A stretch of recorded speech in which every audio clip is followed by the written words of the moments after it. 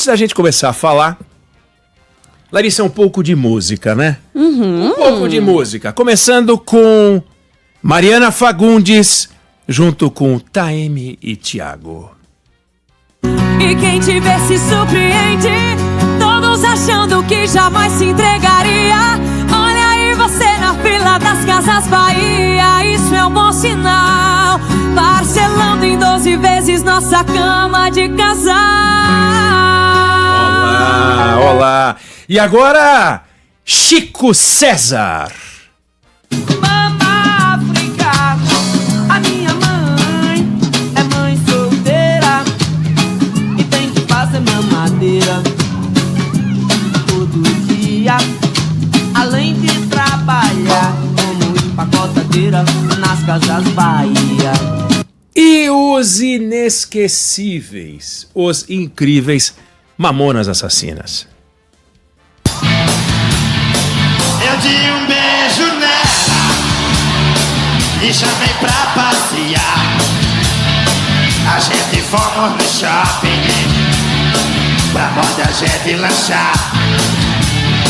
Comi uns bichos estranhos com um tal de gergelim. Até que tava gostoso, mas eu prefiro aipim. Vamos lá!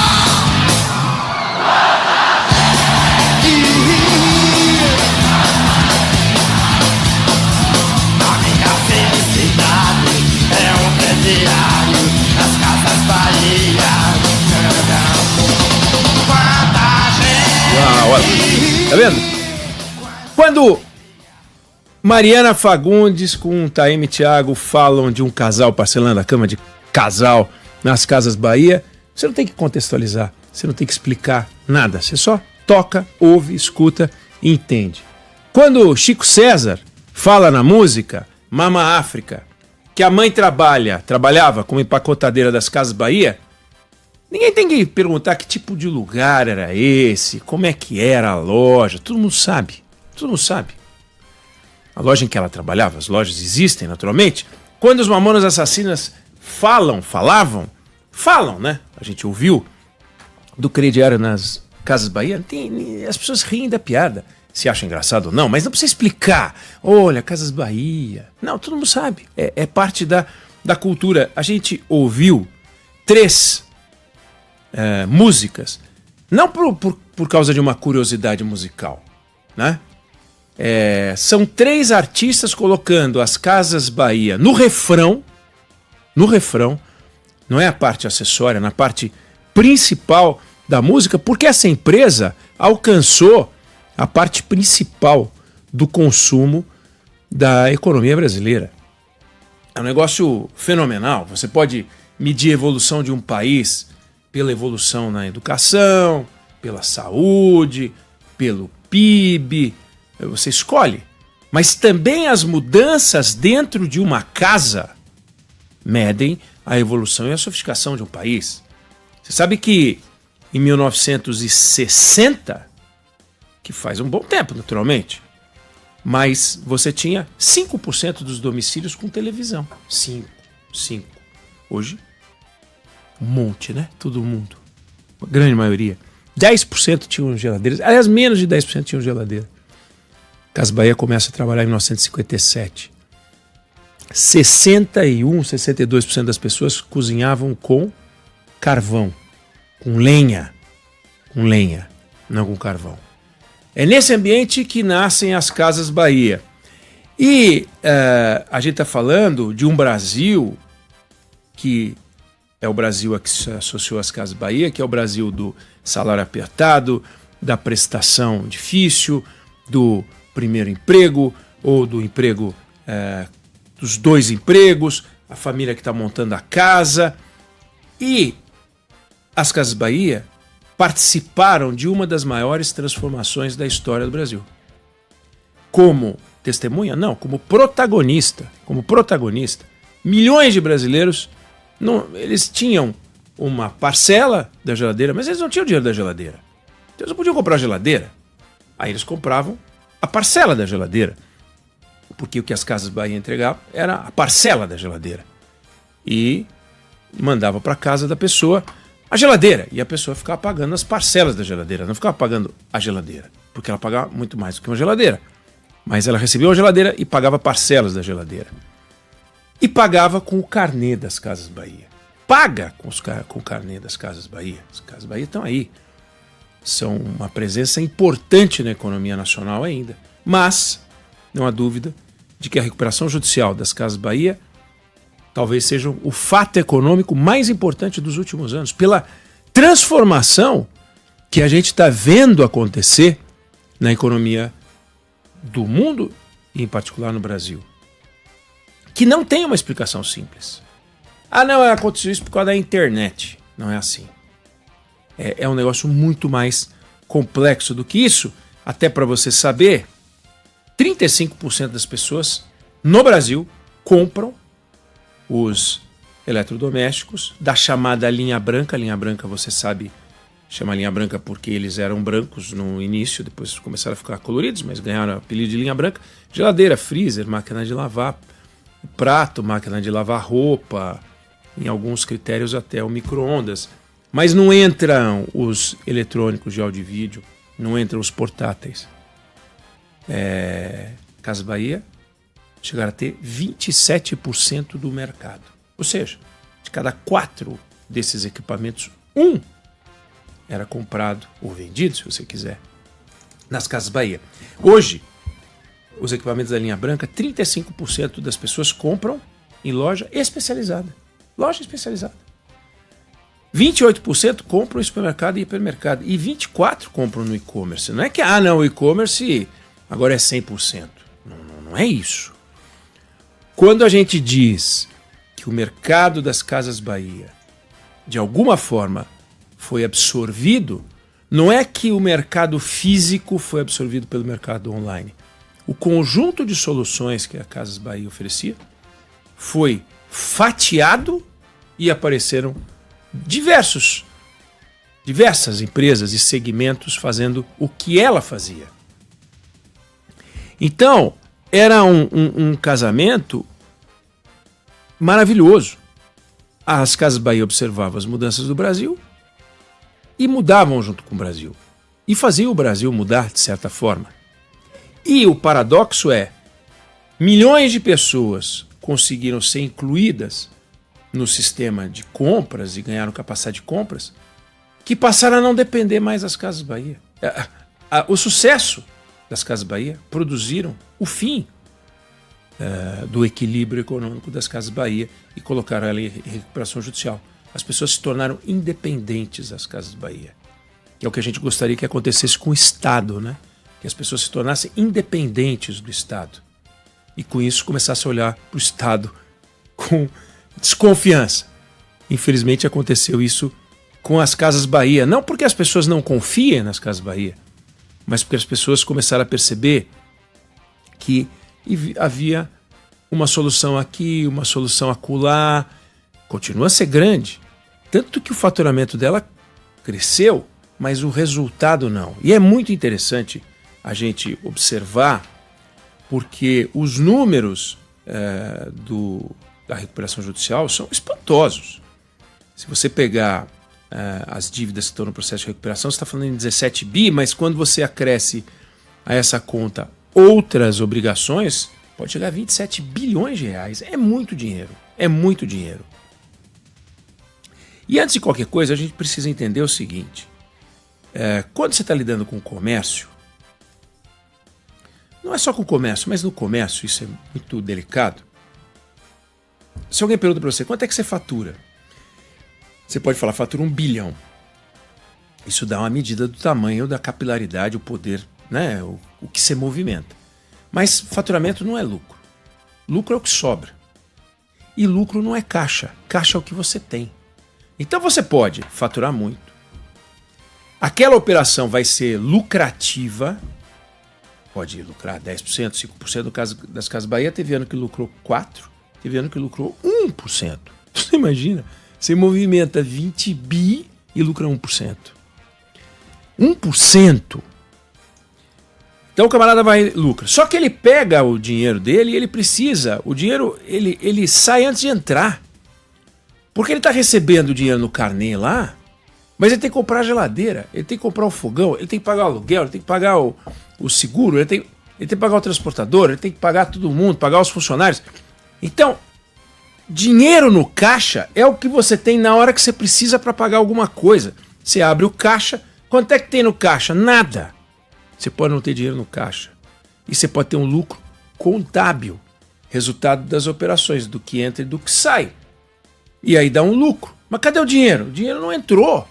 Porque é um lucro contábil. Você coloca no balanço e diz, minha operação foi lucrativa. Você pode ter dinheiro em caixa com uma operação deficitária, você pode não ter dinheiro em caixa com uma operação lucrativa, porque o lucro é contábil. O caixa é a presença física do dinheiro. Você liga pro gerente e fala, quanto dinheiro tem aí?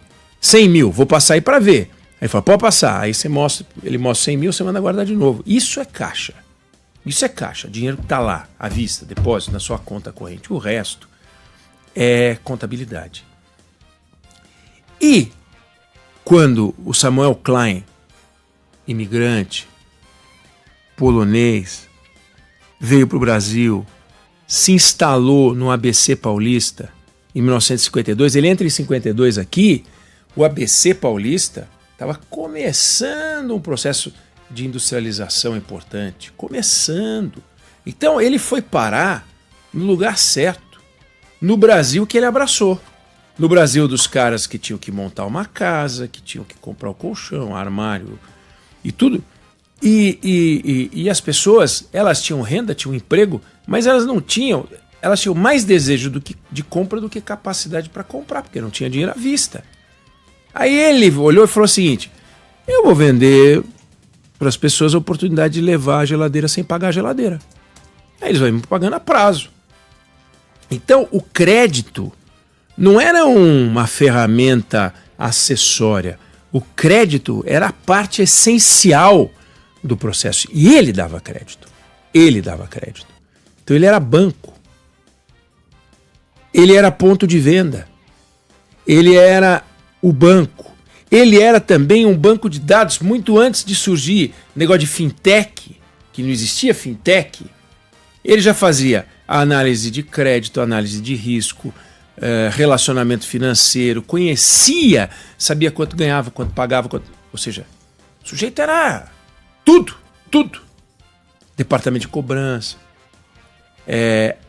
As coisas começaram a mudar, ele foi crescendo um monte, e crescendo tanto que isso se tornou o que virou parte da cultura brasileira. Se você pesquisar hoje empresas que viraram música, por exemplo, você vai encontrar Casas Bahia como um caso excepcional. Excepcional.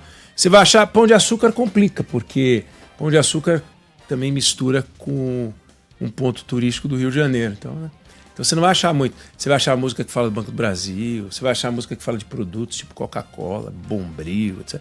Mas você achar uma história como essa das Casas Bahia é uma coisa realmente impressionante. Agora, veja como os desafios vão surgindo na frente de uma empresa. Quando ela estava no processo em que as pessoas compravam seu primeiro bem, a dúvida era quando eu vou comprar meu bem. Quando você passou a ter que repor, começou a surgir a pergunta se vale a pena repor.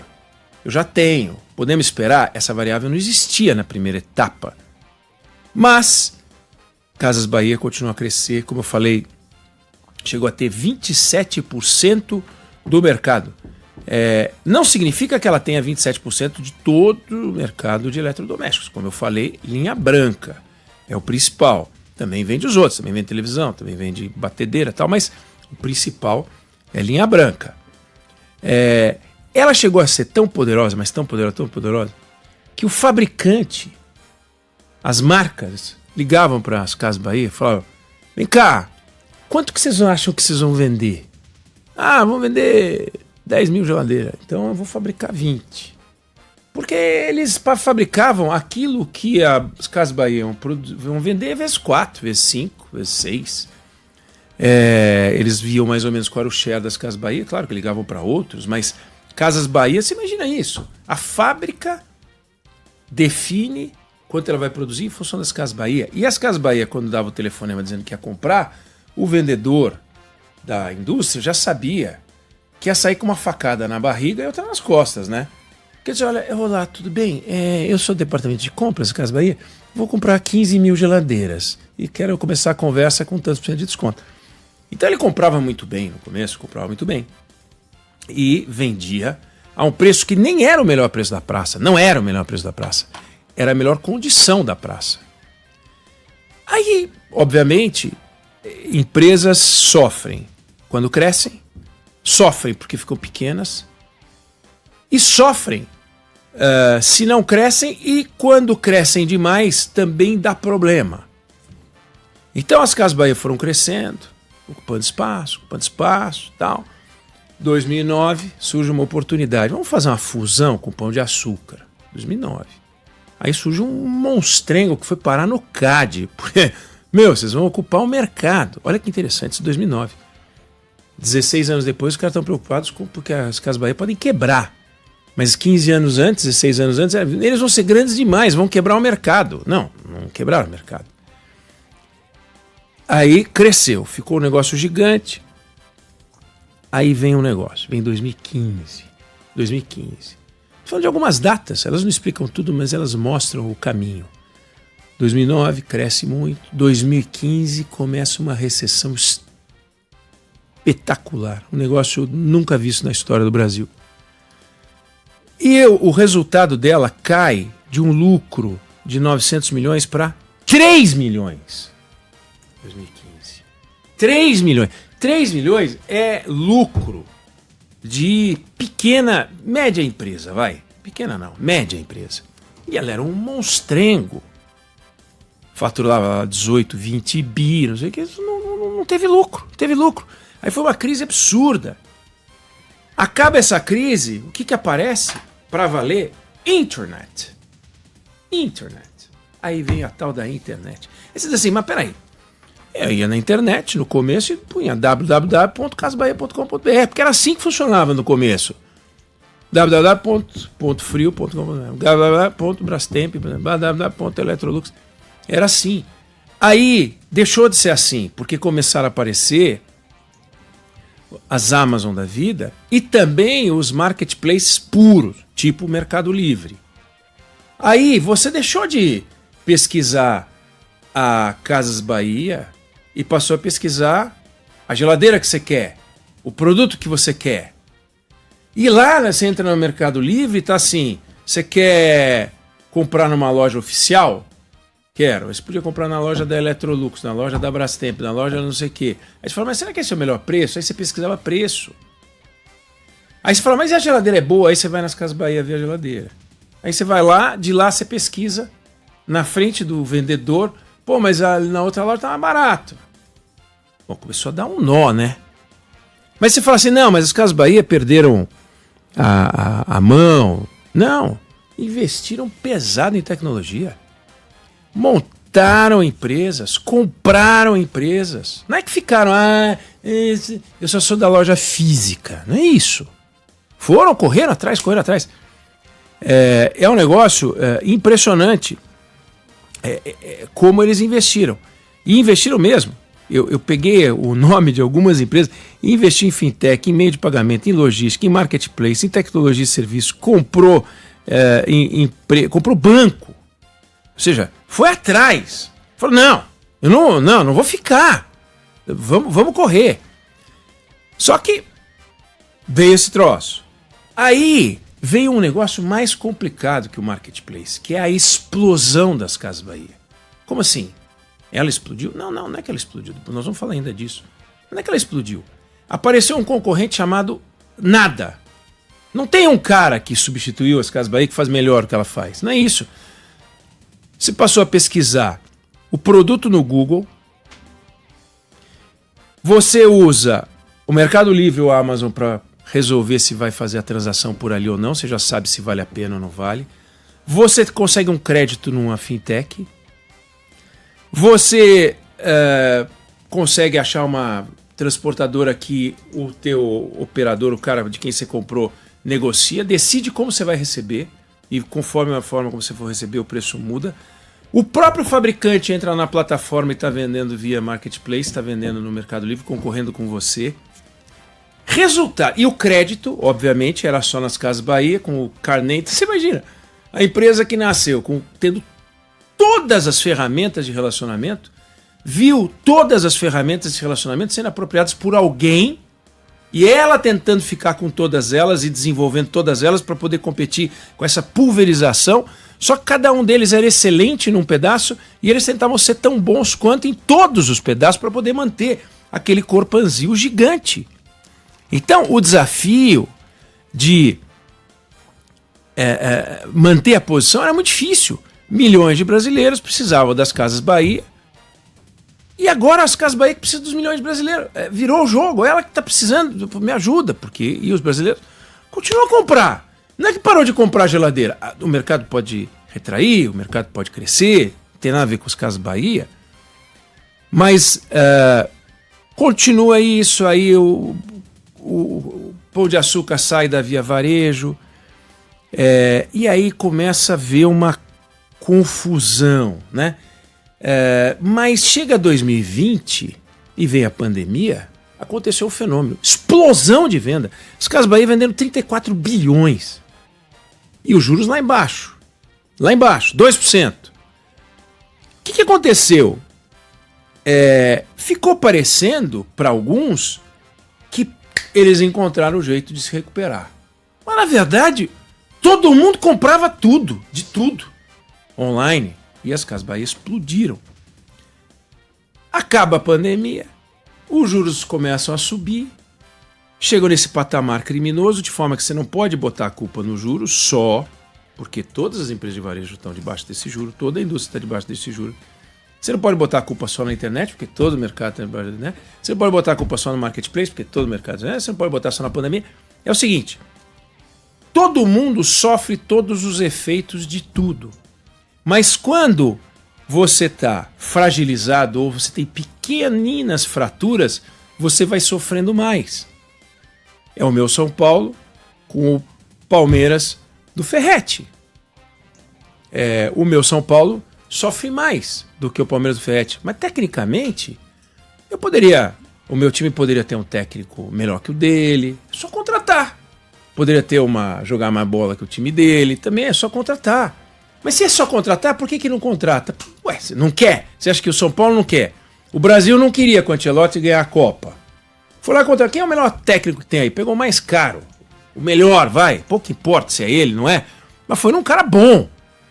Aí chama os jogadores, e aí a gente não vai. Aí vai o outro. Você percebe, não é uma coisa matemática. A fórmula do sucesso é, se não, todas as empresas, se fossem 10, teriam 10% do mercado, se fossem 4, 25% do mercado, se fossem 2, 50% do mercado. Por isso que o monopólio estatal é terrível. Não submete as empresas ao risco e à eficiência. E a eficiência, lamentavelmente, cobra um preço na forma de quebradeira. No mercado privado. Os Correios estão aí, né? O saco sem fundo com o governo botando 5 bi, 6 bi, 10 bi, e dane-se, 10 bi nos Correios, a gente vai lá e deposita, porque a gente é obrigado, porque o governo controla. Nas Casas Bahia não dá.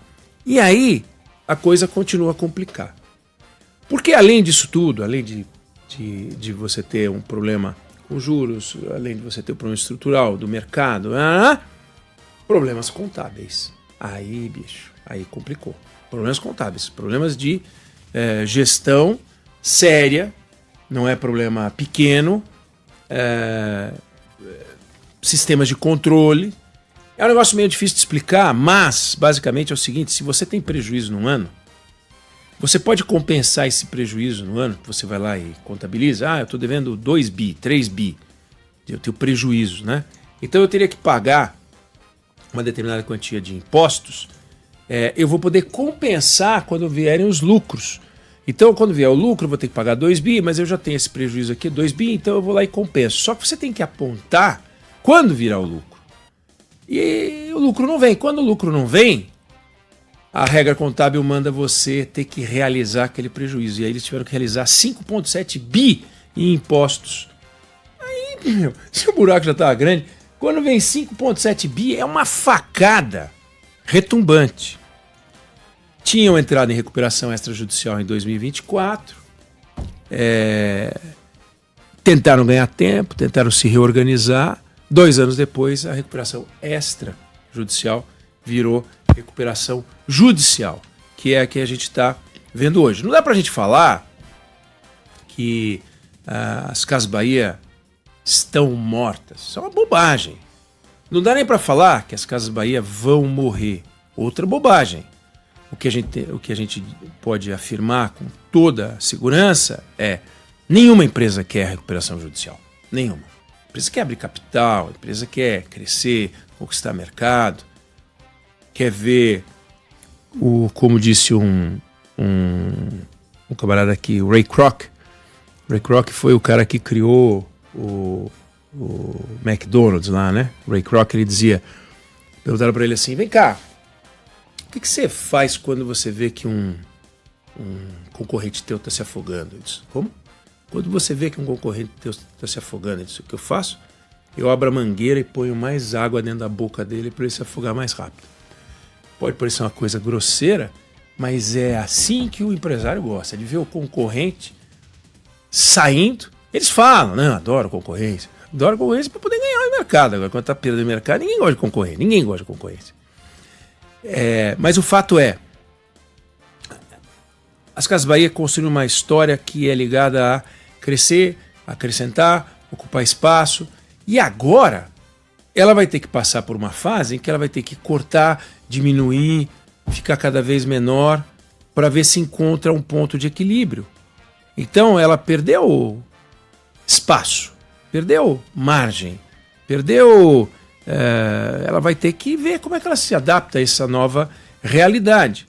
Então, é um império que nasceu apostando no futuro dos clientes que não tinham dinheiro e eram financiados por ele. E agora, quem não tem dinheiro e que tem um futuro duvidoso é quem apostou no futuro incerto das pessoas que conseguiram fazer suas compras nas Casas Bahia.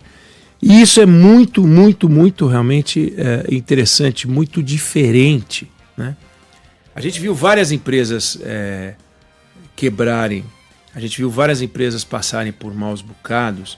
A gente acompanha o mercado há mais de 40 anos e não há dúvida de que cada vez que uma empresa quebra ou que uma empresa passa por um sacrifício muito grande, é triste. É triste.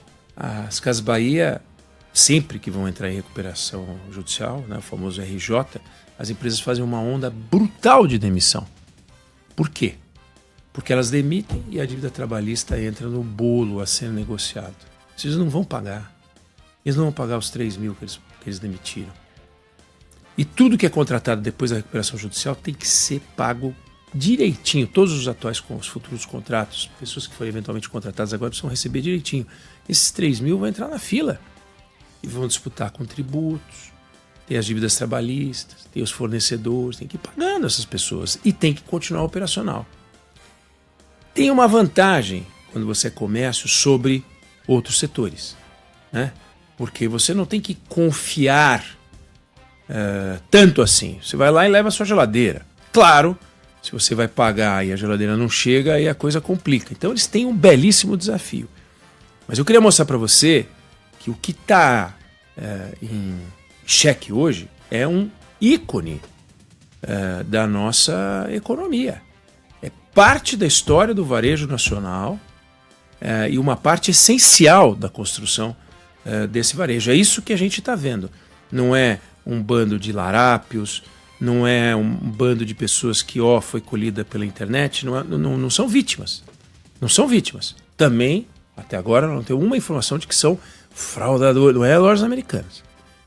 Mas é um conjunto de coisas que exige, isso é uma aula, não o que eu estou falando, mas o caso das Casas Bahia, uma aula extraordinária a ser estudada pelas faculdades de administração, pelos empreendedores, faculdade de empreendedorismo, não tem faculdade de empreendedorismo, mas por aqueles que querem empreender.